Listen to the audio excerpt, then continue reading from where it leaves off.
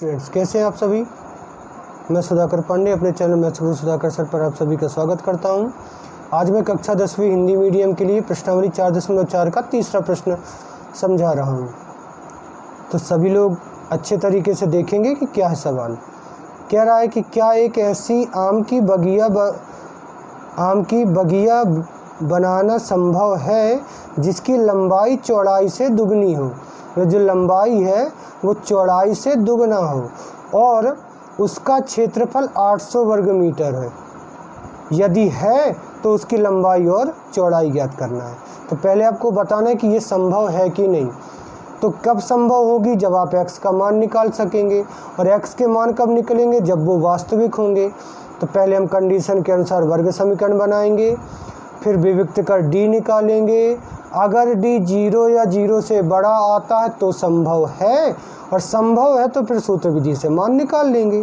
ठीक है, तो देखिए कैसे करेंगे। ये मान लिया कि उसकी चौड़ाई कितनी है, ये चौड़ाई है। ठीक है, चौड़ाई कितनी है, x मीटर।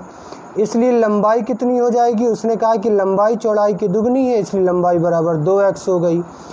और उसका क्षेत्रफल आपको कितना दिया है, 800 वर्ग मीटर। तो क्षेत्रफल के नीचे क्षेत्रफल का सूत्र, आयत के क्षेत्रफल की सूत्र क्या होता है, लंबाई गुणित चौड़ाई बराबर 800।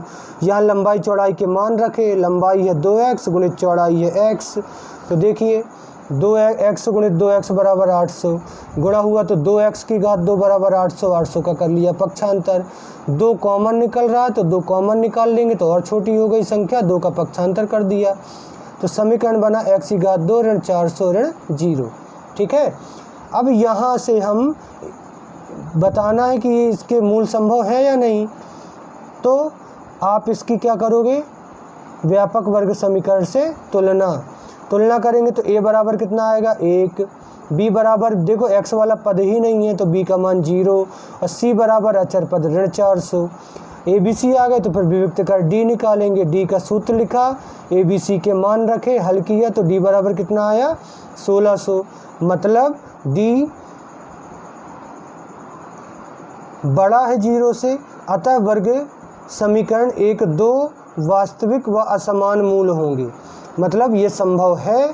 तो इसलिए फिर हमने क्या किया, समीकरण लिखा और 400 का क्या कर दिया पक्षांतर, और फिर वर्ग का पक्षांतर किया तो क्या लग जाएगी करनी, और करनी हमेशा काय में होती है, धन और ऋण में। ठीक है, अब जब आपने धन ले लिया तो x बराबर धन के 20, और जब ऋण लिया तो x बराबर ऋण 20। ये ऋण नहीं है यहाँ, केवल धन 20 और ऋण 20।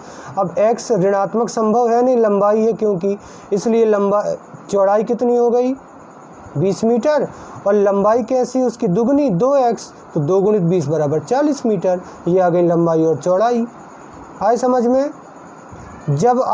अब देखो यहाँ सूत्र क्यों नहीं लगाया, क्योंकि समीकरण में देखिए 2 ही पद हैं तो आप अचर का पक्षांतर करके चर का मान निकाल सकते हैं।